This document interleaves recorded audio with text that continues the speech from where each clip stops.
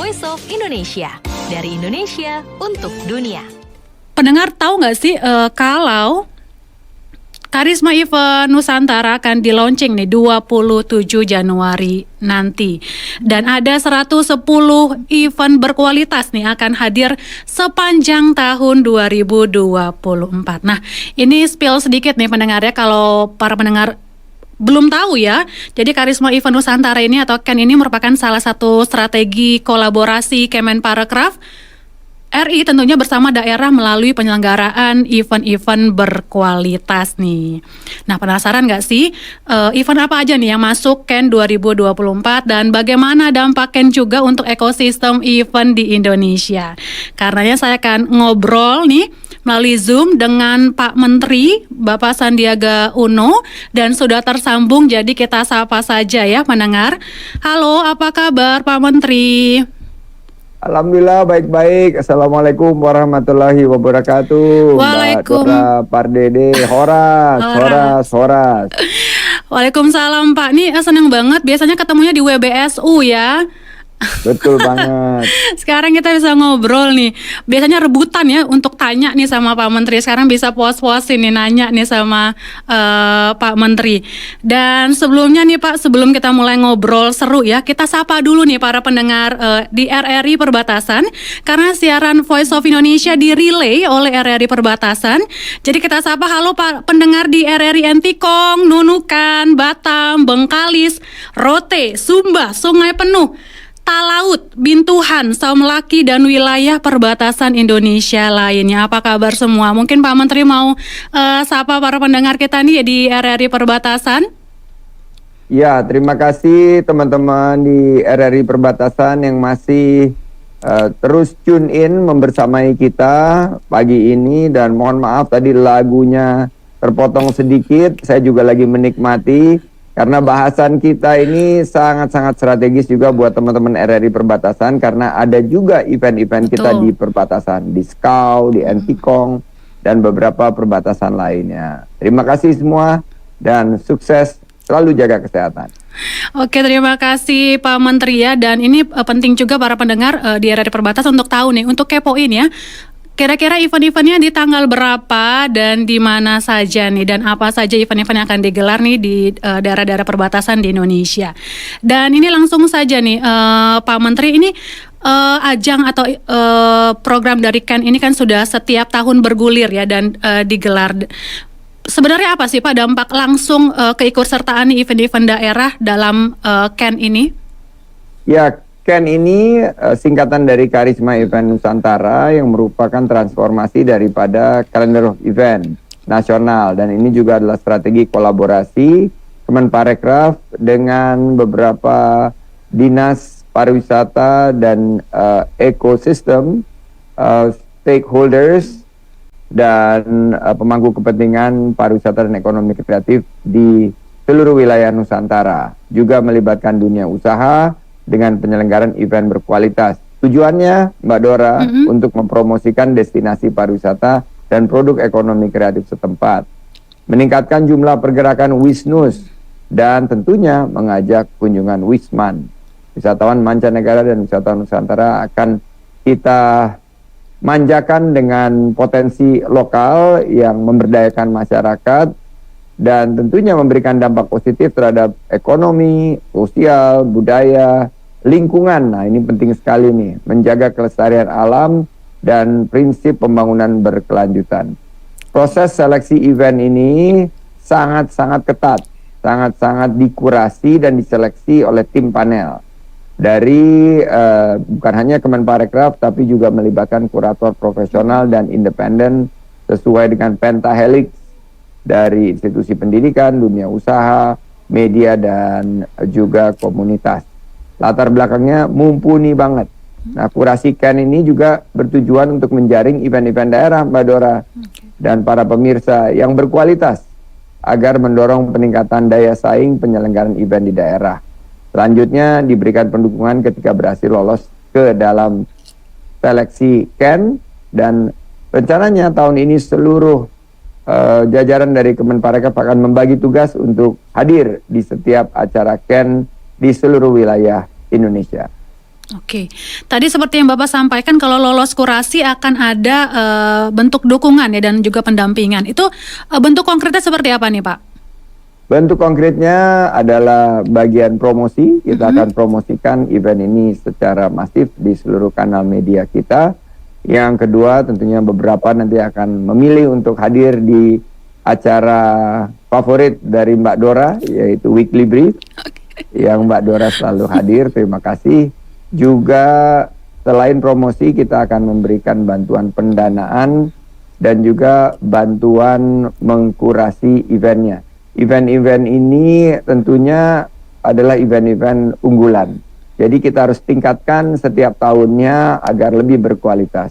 Dan terakhir, kita akan melakukan monitoring dan evaluasi dampak ekonomi event-event ini kepada pergerakan ekonomi di daerah. Sehingga peningkatan pendapatan asli daerah, penciptaan lapangan kerja, memobilisasi juga dari segi UMKM, dan pelatihan pemasaran dan permodalan. Inilah konsep P3 yang sedang kita dorong, yaitu pelatihan pemasaran dan permodalan dalam bingkai Public-Private Partnership. P3 Public-Private Partnership.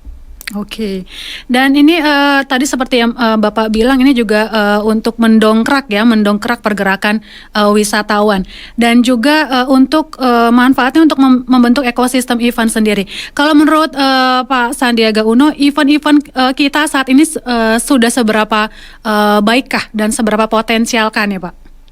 Nah, ini dia nih, ini agak panjang penjelasannya nih, tapi ini penting sekali karena konsep event ini adalah offline online. Jadi kan kita juga membantu bahwa event-event ini misalnya pacu jalur. Pacu jalur itu di Riau dihadiri oleh ratusan ribu. Tapi yang nonton acara pacu jalur ini yaitu seperti balap perahu khas dari Kuantan Singgigi di Provinsi Riau ini adalah kalau kita lihat dengan bantuan kurasi, dengan bantuan penyiapan, yang menonton di kanal media sosial itu mencapai jutaan.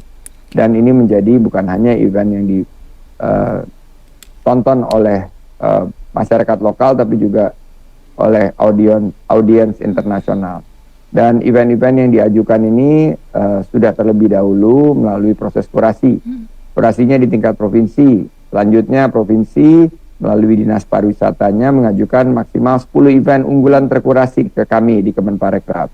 Dan mulailah tahapan kurasi oleh para kurator. Jadi kalau kita lihat 38 kali 10 per provinsi, ini adalah hampir mencapai 400 event yang dikurasi.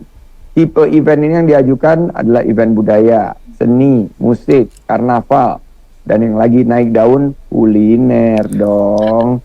Kuliner ini sekarang 63% dari wisata yang bergerak di masing-masing destinasi didorong oleh kuliner masing-masing daerah. Misalnya Mbak Dora Pardede dari daerah Tapanuli, itu di sana di daerah Toba itu yang selalu dicari adalah mie gomak. Ngeri-ngeri sedap itu berhasil menarik minat untuk mie gomak, ombus-ombus dan kopi yang sangat terkenal. Toba ya, Sidi Kalang dan kopi lainnya. Nah ini juga kita sudah memiliki syarat-syarat bahwa event ini pernah dilaksanakan minimal 3 kali dan merupakan event yang menjadi champion, bukan side event dari event utama. Jadi ini harus menjadi event yang utama dan terbuka untuk umum. Untuk umumnya ini kita juga berikan kategori. Event-event ini juga yang tentunya diharapkan mengangkat potensi lokal, berpeluang untuk menjadi ciri khas daerah seperti Jember Fashion Carnival itu juga masuk di Ken. Ini udah menjadi ikon daerah. Tadi saya menyebutkan pacu jalur. Kalau di beberapa daerah lainnya ada festival-festival yang sangat dikemas sangat menarik. Seperti di Sulawesi Utara juga ada Selat Lembeh. Di Papua juga ada beberapa event seperti Sail Teluk Cendrawasih. Nah ini adalah mendatangkan Wisnus dan Wisman, ada aspek kolaborasinya dan kabupaten dan kota harus terlibat. Kurasinya di bidang apa aja? Ada 5 bidang. Bidang ide dan inovasi. Ini ada kuratornya Mbak Hartati dan Mbak Renita Sari Adrian. Selanjutnya bidang pemasaran dan strategi komunikasi. Ini ada Terence Palar dan Rio Abdurrahman. Ini yang jago-jago pakar strategi komunikasi dan pemasaran. Selanjutnya ada manajemen kegiatan. Ini ada Mbak Deborah Saron. Bagaimana sih event itu dikelola, di manage dengan baik, seperti kalau musik itu bisa juga seperti konser Coldplay gitu. Nah, terus bidang manajemen keuangan, event ini nggak boleh rugi. Jadi jangan nombok. Bagaimana event ini juga bisa menarik sponsor, CSR dan lain sebagainya. Ada Mbak Dewi Gonta di sini. Terus juga ada bidang analisis dampak. Nah, tadi pertanyaannya mengenai dampak. Di sini ada Pak Yuswo Hadi dan Daniel Rembet, bahwa lingkungan ekonomi sosial budaya event ini harus berdampak. Dan Pemda yang sudah event ini masuk ke dalam CAN bisa mengupgrade informasi, menginovasi teknologi, dan berkolaborasi dengan para influencer. Ini selalu kita gunakan sosial media dan media lokal, dan senang sekali RRI ikut andil di sini. Karena RRI ada di Indonesia dan sekali mengudara Tetap mengudara, luar biasa. Dan dicari juga oleh pengunjung, ini apa coba?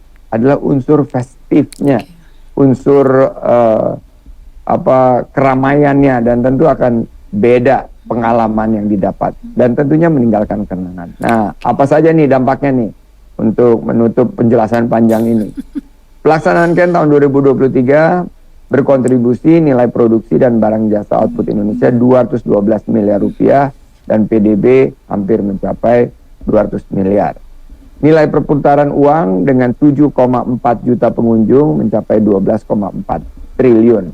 Dan CAN 2023 yang lalu bekerjasama dengan hampir 150.000 seniman, 850 komunitas dan asosiasi, dan exposure daerah penyelenggara CAN ini juga semakin meningkat dengan peningkatan ekonomi yang dihasilkan.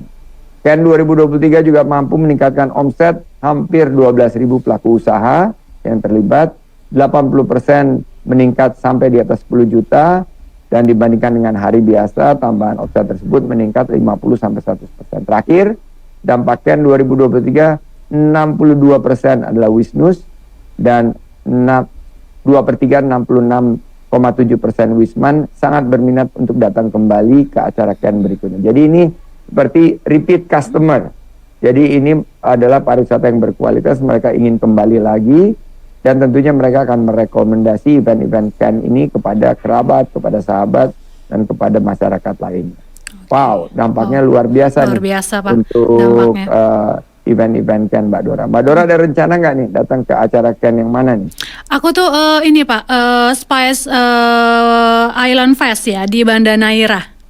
Waduh, aku juga pengen datang ke sana, belum kesempatan. Belum kesempatan ya Pak. Itu kalau kata Sultan Syahrir ya, jangan mati dulu sebelum ke Banda Neira ya. Jadi betul banget. kayaknya harus ke Banda Neira deh Pak.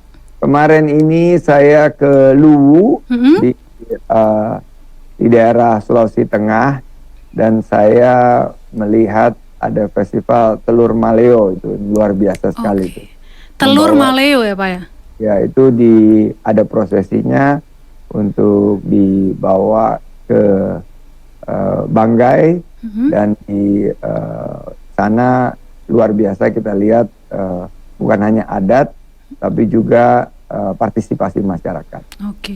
Dan sebelumnya Pak, untuk pertanyaan sebelumnya, saya mau bacakan dulu nih. Kita udah buka ya di IG kita nih, IG _official nih, sudah rame ya. Ini komentar-komentarnya nih tentang Karisma Event Nusantara. Dan ini ada yang berkomentar nih, pasti keren nih eventnya. Bener banget ya, keren banget. Dan ini dari banyak tuh yang nunggu-nunggu justru event kuliner nih Pak ya. Pada nanyain event kulinernya nih Min, dibilang gitu ya. Event wisata kuliner kayaknya seru nih gitu. Dan ada juga yang menunggu gelar Melayu Serumpun nih. Wah, di Medan punya ini ya. Ada Medan, betul sekali. Nunggu acara yang sama juga nih dengan saya. Ada juga yang menunggu event Spice Island juga di Banda Neira. Wah sama nih, nunggu ke Banda Neira ya. Wah. Dan tentunya untuk tahun ini nih Pak, ada 110 event yang sudah dikurasi tentunya. Dan nanti akan di launching ya tanggal 27. Dan sebenarnya apa sih Pak yang berbeda dan menjadi unggulan Ken tahun ini dibanding tahun-tahun sebelumnya? Buat kalau kita lihat ya, bahwa festival-festival yang tadi saya sebut ya, festival Tumbe ya, itu di Banggai, dan kalau kita lihat memang tugas kita untuk mengangkat festival-festival ini dari kualitas lokal menjadi global. Jadi ini yang lain nih yang tahun ini kita akan coba. Jadi bagaimana, karena Festival Tumbe ini selain adat, ada juga keberlanjutan, pelestarian lingkungan. Dan ini sangat menarik dalam konsep green tourism, pariwisata hijau. Dan kami melakukan tema pendukungannya berupa perencanaan dan pendampingan event. Kita akan promosi, kita akan bantu sarana dan prasarana eventnya, termasuk juga digitalisasinya.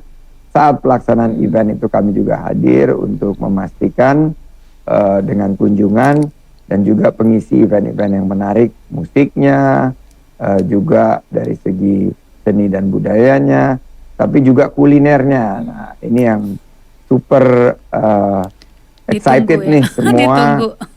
Melihat kuliner-kuliner mana yang akan menjadi unggulan. Dan ini sangat unik gitu loh. Pastikan pulang juga bawa oleh-oleh. Jadi Rojali ya, rombongan yang jajan-jajan dan beli-beli produk ekonomi kreatif lokal. Sehingga nanti setelah acara kita melakukan riset dan mengelola data dari event tersebut. Kami di Direktorat Event Daerah sedang menggodok skema yang tepat nih bagi event-event yang masih membutuhkan pendampingan. Kita ajak kolaborasi mitra dunia usahanya, dan kita tingkatkan melalui praktisi profesional dan akademisi yang juga akan terlibat. Dan untuk peningkatan kualitas penyelenggaraan event ini juga harus kita sandingkan dengan event-event yang serupa di kelas dunia. Dan program Ken ini kita harapkan menjadi kebijakan yang 3T, tepat sasaran, tepat manfaat, dan tepat waktu, berorientasi pada penciptaan lapangan kerja dan pemulihan perekonomian Indonesia, serta bagian dari transformasi digitalisasi. Di tahun 2024 ini, promosi event-event ini akan kita bawa keliling dunia juga, terutama di event-event travel mart dengan konsep targeted dan segmented. Ini juga akan menjadi atraksi utama bagi wisatawan Nusantara yang kita targetkan 1,2 sampai 1,5 miliar pergerakannya, lebih didorong terutama dari kabupaten ke kabupaten yang bisa dijangkau dengan darat dan laut tanpa harus menggunakan penerbangan yang masih saat ini dirasakan memberatkan. Kita juga akan promosikan, publikasikan dengan membangun jejaring antar pelaku event dalam dan luar negeri, dan kita akan fasilitasi penyelenggaraan event tertentu dengan partnernya nih online travel agent, sehingga bisa membundling. Misalnya di Bali nih ada biasanya 4 sampai 6 pesta kesenian Bali, dan juga festival Ubud gastronomi. Ini kan festival-festival yang sudah kelasnya dunia. Nah, ini digabungkan dengan paket-paket perjalanan dan memperkuat storynomics-nya, mengedepankan narasi dan konten kreatifnya. Pokoknya seru banget. Kita dorong setiap daerah, ciptakanlah event-event yang berkualitas. Dan terakhir, jangan lupa 3C, inovasi, adaptasi, dan kolaborasi dengan semangat 3G, gercep, gerak cepat, geber, gerak bersama, dan gaspol, garap semua potensi untuk ciptakan lapangan kerja. Luar biasa ya. Dan tadi seperti yang Pak Menteri sampaikan, akan digelar seseru mungkin. Untuk peluncurannya sendiri, Pak Menteri tanggal 27 nih bakal semeriah apa nih? Kita akan melaksanakannya untuk kedua kalinya di Taman Mini. Ini adalah destinasi baru setelah revitalisasi, tapi sekarang sudah melibatkan anjungan-anjungan yang lebih siap untuk mempromosikan event-event ini, dan ada road to Ken. Jadi nanti setiap ada kegiatannya mungkin 1-2 bulannya kita akan lakukan mini launching dan beberapa event, termasuk juga event-event yang melibatkan banyak masyarakat dan seru banget pokoknya. Jadi ada festivalnya, ada launchingnya, dan kita harapkan masyarakat bisa gabung tanggal tersebut di Taman Mini untuk launching Karisma Event Nusantara. Oke, jadi berbondong-bondong ya ke Taman Mini yang rumahnya daerah Jabodetabek nih.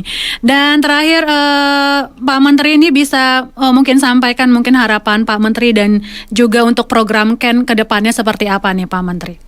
Ya, kita sekarang sudah di penghujung pemerintahan Pak Jokowi di jilid kedua ini, Kabinet Indonesia Maju, dan sekitar 9 bulan sampai 10 bulan lagi kami akan mengakhiri. Oleh karena itu tentunya kita mengharapkan dukungan semua pihak untuk memulai sebuah transformasi agar pariwisata di daerah yang berbasis event atau event-led tourism ini bisa terus semakin meningkat dan semakin baik di masa-masa yang akan datang.